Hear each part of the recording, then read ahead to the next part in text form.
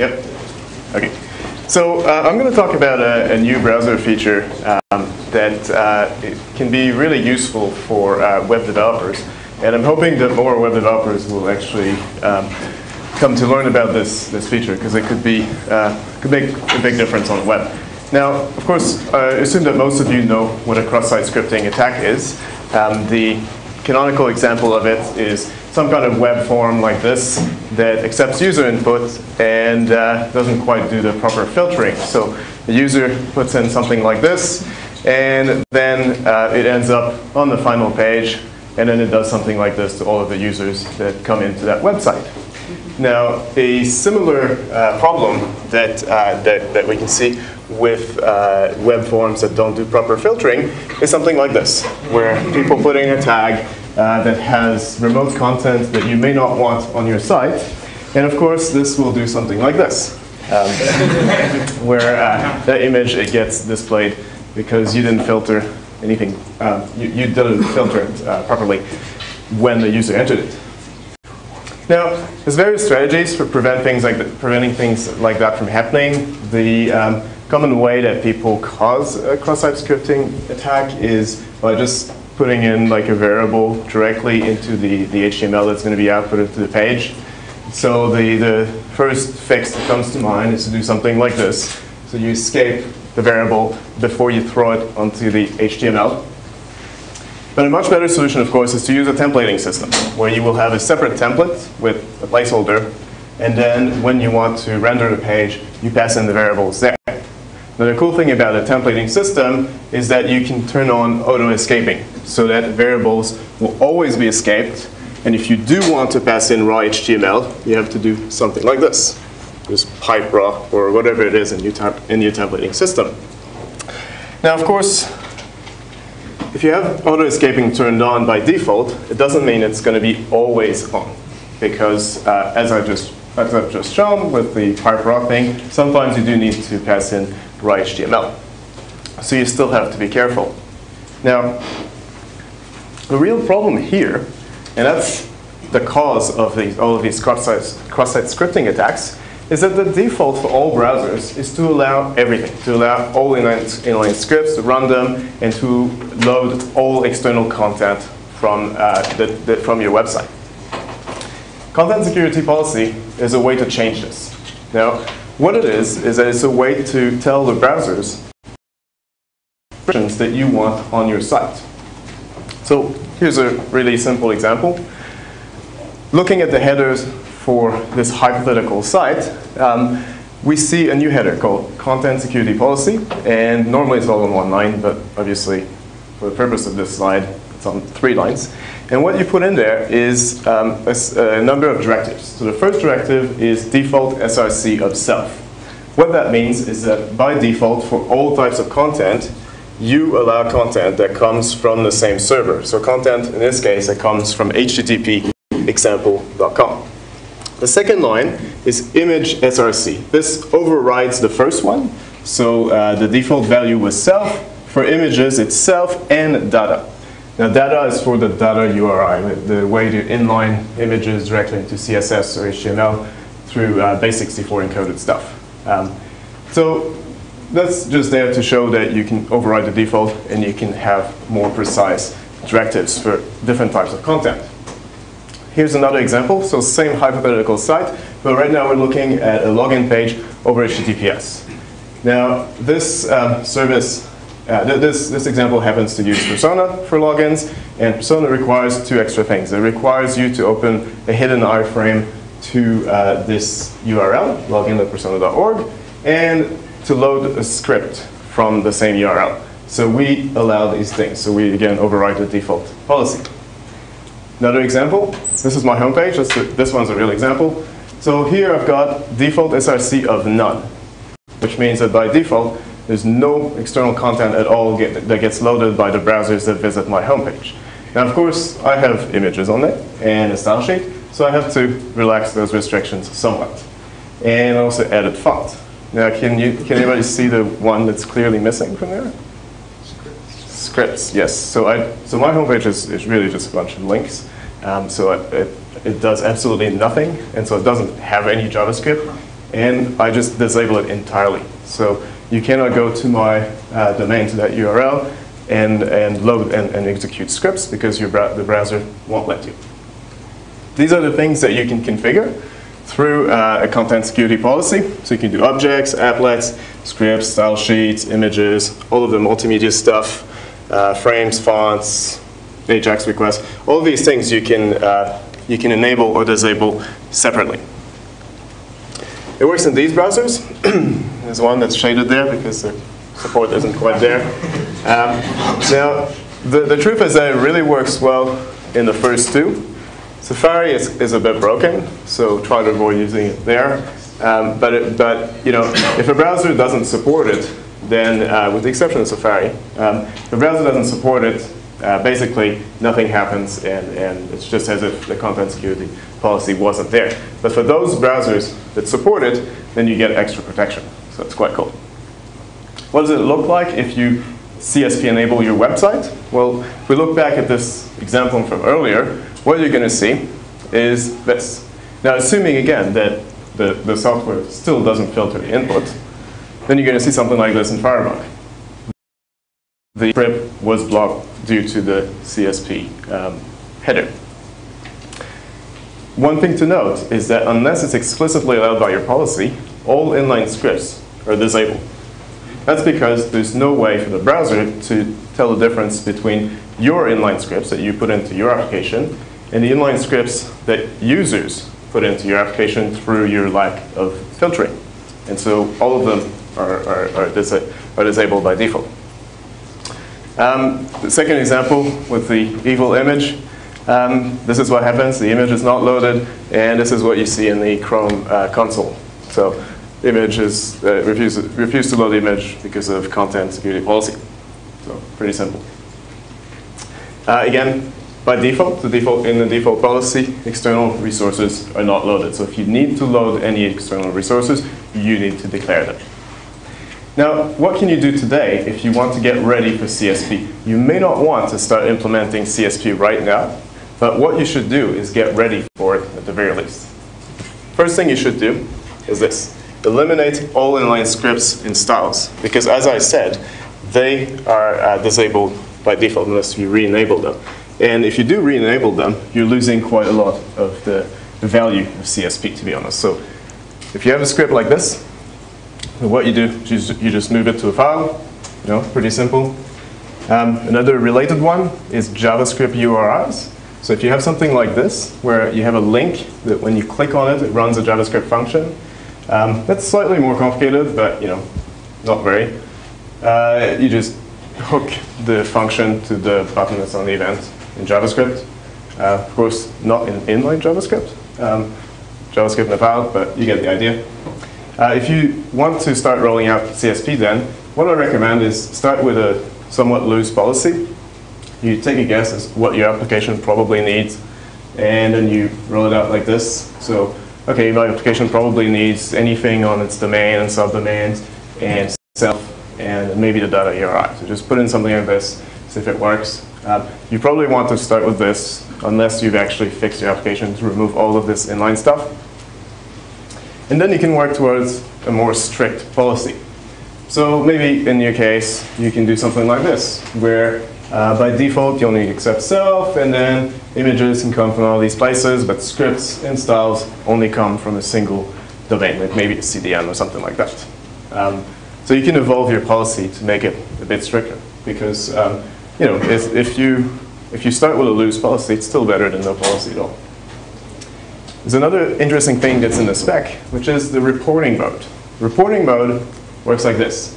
You change the name of the header that you output to content security policy report only, and then you add in this report URI.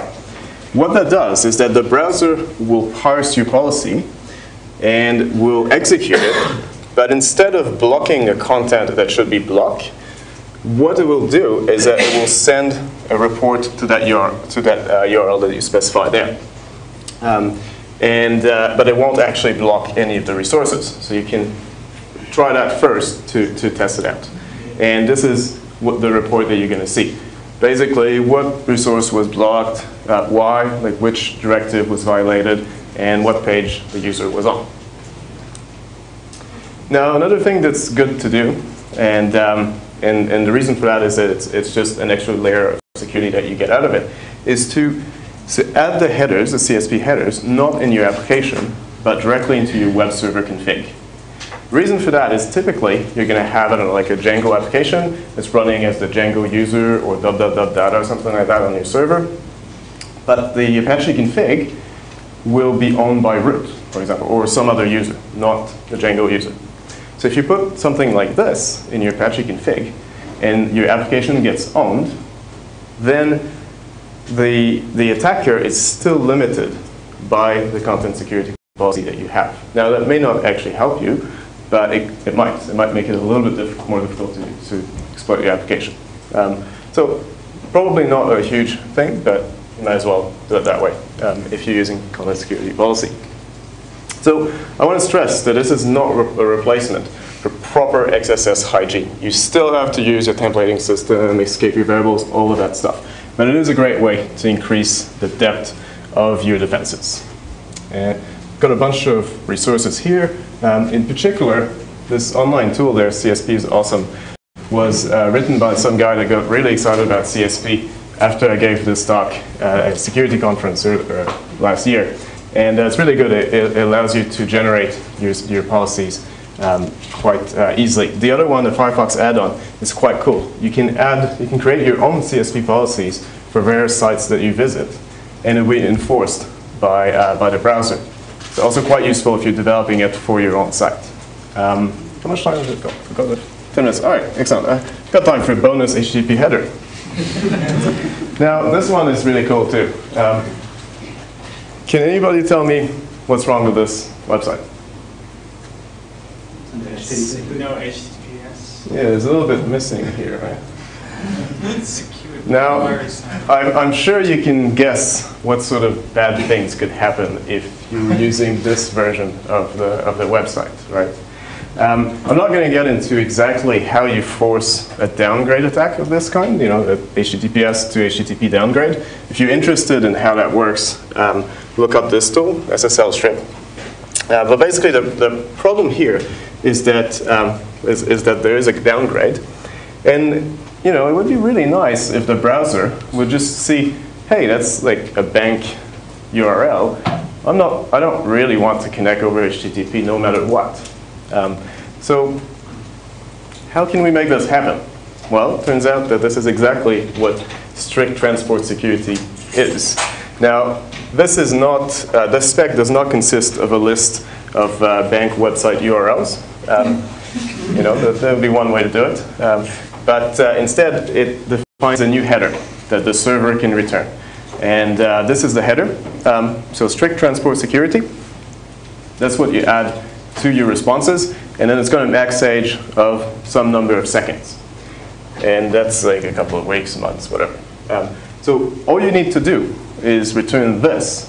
And then the browser will cache the fact that you only want to serve your content over HTTPS for that many seconds. And then it will refuse to connect over HTTP.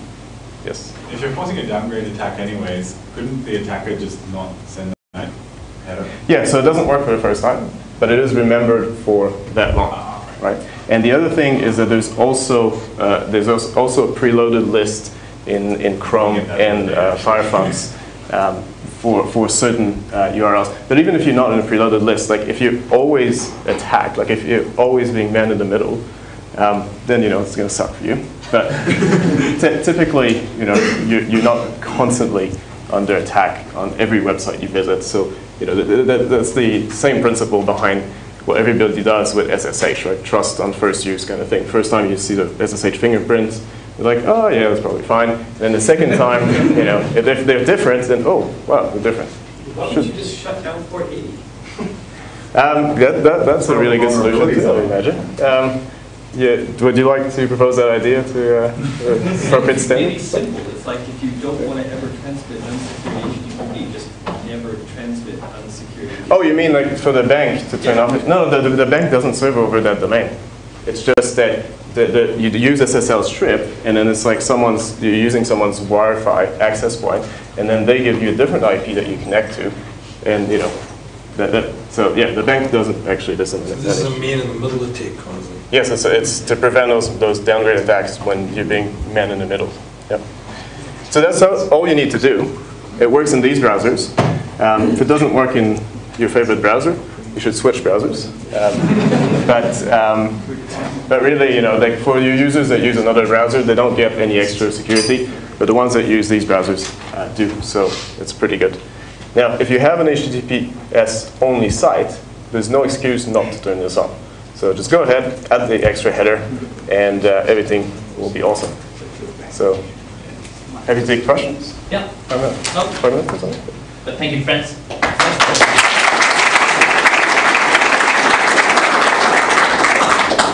With the strict transport security, can you just set the max age to 0 and mean forever, or? No, you cannot set the max age to 0. You should just set a big number. Like the recommended thing is set at least 6 months. If you do set, so for browsers to actually include sites in the preloaded list, they require a certain minimum amount of time. But the thing is, you know, if unlimited is a bit tricky because that means you can never ever change it. So it's much better to put in like a year or something like that, and then if you ever have to change it for some reason, then at least you can do it in a year. Yes. You said you should not use any inline content, so inline scripts, inline style sheets. If you look at web pages that are out there right now, there's actually no site that would actually follow this rule. How would you actually see the chance that this will happen? So there's many sites that use inline scripts. In fact, probably most of them. But there are, but that's not actually all of them. Like in our case, for example, when we're building the Persona service, we're building it without any inline scripts or styles. Specifically because we want to be able to enable CSP later on because it's a security sort of conscious thing. There are websites where, for performance reasons, they really need to inline a few things, in which case you can't use CSP. But then I guess you have to decide whether, you know, like extreme performance is more important than, it may not matter on your side either, you know, from a performance point of view. But sometimes, you know, you may decide that, well, it's more important than CSP.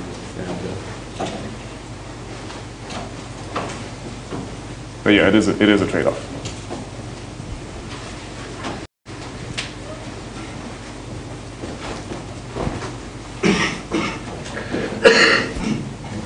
That thing where you said IE10 supports it,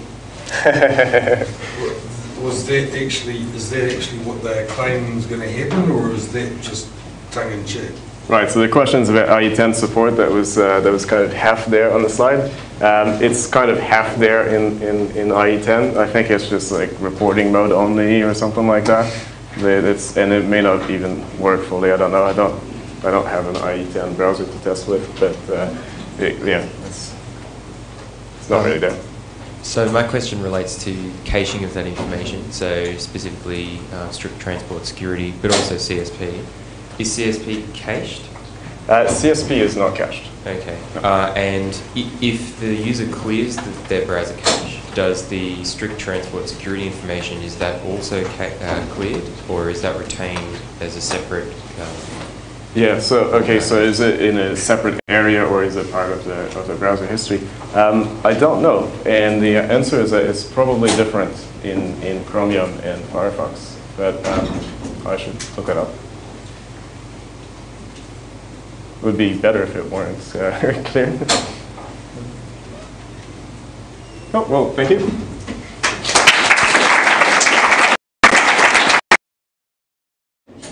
Yep. Okay.